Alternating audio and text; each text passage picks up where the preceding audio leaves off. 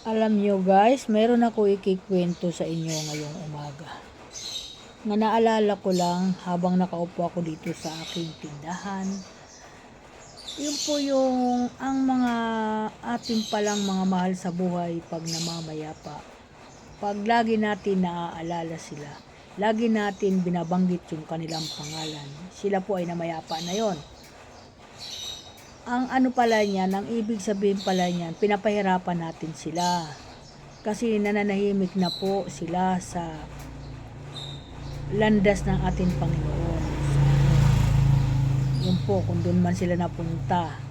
Kasi po may karanasan po ako na bata pa po ako nung araw, siguro nasa mga 10 years lang po ako, mga 10 taon lang po ako. Nang nangyari na sa probinsya namin, sa aming probinsya sa Samar, kasi ang namayapa po doon, hindi po binuburol ng 3 days, ng kumbaga, minsan tumatagal po, minsan iburol yung iba dito sa Maynila, di ba?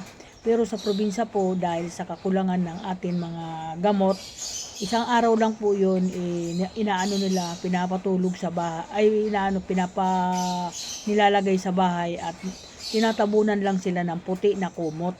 Yan lang po nangyari. Ay meron po akong nalaman na kwento doon na namayapa po yung kanyang asawa, na sobrang mahal na mahal niya ang kanyang asawa. Ang nangyari po, hindi siya matahimik yung kanyang asawa nga nabubuhay. Lagi niya tinatawag sa kanilang sakahan doon, taniman ng palay, kung ano man mga tinatanim nila doon, kamote sa kanilang kabundukan. Tinatawag niya ang pangalan at may dala-dala pa yan na pagkain, nagluluto yan sa bahay niya ng pagkain. Kasi doon siya nag-aano ng mga damo sa kanyang mga tanim, nagtatanggal. Tatawagin na niya yung kanyang mahal sa buhay. Nasasabihin niya, kain na tayo. Tinatawag niya ang pangalan niya. Sabay na tayo kumain, halika na, sabi ang ganun. Isa lang siya, wala siyang kausap. Ang tinatawag niya yung kanyang mahal sa buhay nga na mayapa na asawa. Kain na tayo, pinapakain niya, wala na po yun, namayapa na po siya. So anong nangyari po, maya-maya daw nagtutunugan daw yung mga puno ng kawayan. Wala naman daw ulan, walang hangin yung dumarating. Yung kawayan daw parang hinahangin ng malakas, ganoon.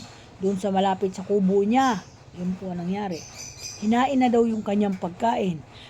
Tapos na daw.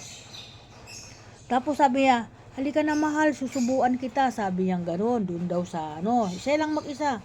Wala naman siya susubuan. Alam mo po ba nangyari? Nagpakita po sa kanya ang kanyang mahal sa buhay. Ano ba ka nakita niya? Parang mga kandila ang kanyang mga mata. Kung ano yung suot niya nung namayapa, yun pa rin ang suot niya. Kaya lang, ang nangyari lang po, hindi na po makilala yung kanyang mukha kasi nagpakita po siya ng mga may apo yung kanyang mukha. May nangangapoy yung mukha, ang mga mata niya, mga kandila, ganun. Yun po nangyari. Hanggang sa nangyari, nagtatakbo po siya. Lumayas siya doon sa kanyang kubo, umuwi sa bahay niya, sa baryo. Umuwi at doon siya nag-iingay nga talagang may nagpakita sa kanya, ang kanyang asawa nagpakita, kaya lang hindi na yun ang mukha niya. Ayun po nangyari. Mula noon mga guys, hindi na po siya nagtatatawag ng pangalan. Ganun pala yun mga guys. Hindi na po pala talaga natin pwedeng tawagin yung namayapa at pakainin at wala namang kakain, di ba? Yan po mga guys, yung aking ipiplex ngayong umaga. Maraming salamat at good morning po. Yun lang po ay nakwento lang naman sa akin ng akin mga ninuno nung araw, mga magulang ko nung mga buhay pa. Ngayon po nangyari.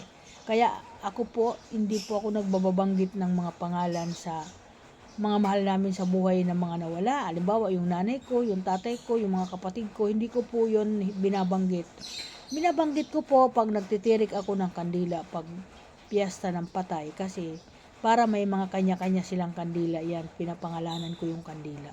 Kandila lang po ang pinapangalanan ko, pero hindi ko po siya tinatawag na parang sabihin mo, kumain na kayo, pangit po yun, kasi